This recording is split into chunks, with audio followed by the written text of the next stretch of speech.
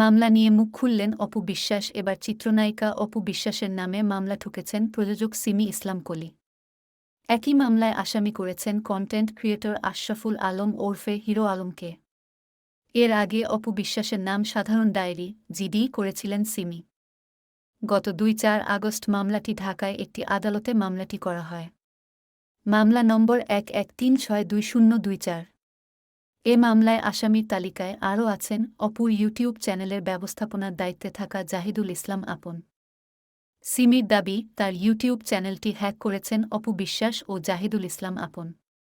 বিষয়টি নিয়ে ইতিমধ্যে সাধারণ ডায়েরি ও প্রযোজক সমিতির মাধ্যমে সুরাহা করার চেষ্টা করেছিলেন, কিন্তু উপায় না পেয়ে আদালতের দ্বারস্থ হন তিনি। এবার বিষয়টি নিয়ে সংবাদমাধ্যমে মুখ খুললেন আপু। তিনি বলেন, আর পারি না এই মহিলাকে, সিমি ইসলাম কলি নিয়ে।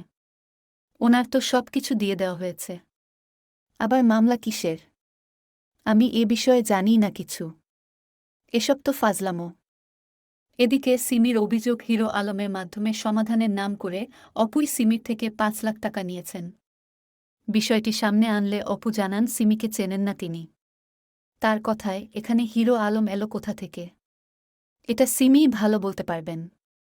আমি তাকে ঠিকঠাকভাবে চিনিও না। আমি কি উত্তর দিতে পারি বলেন? সে টাকা কোথায় দিল, কাকে দিল, জানি না।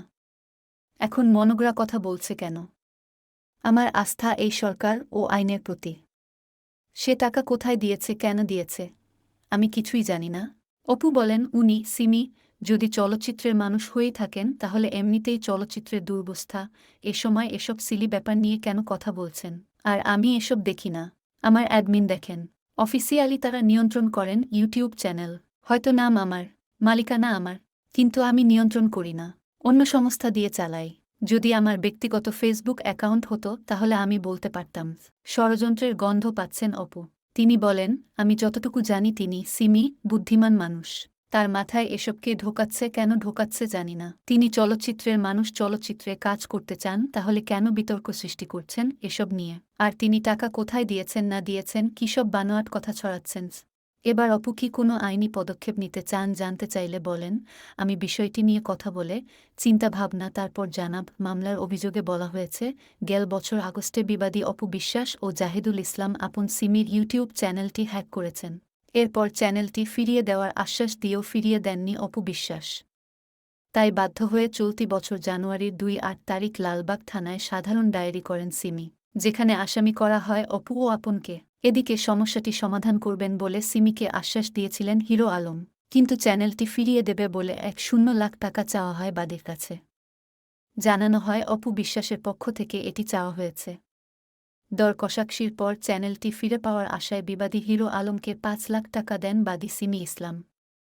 টাকা পেয়ে চ্যানেলটি ফিরিয়ে দেন তারা, কিন্তু বাদী দেখতে পান তার চ্যানেলে থাকা ভিডিওগুলো নেই।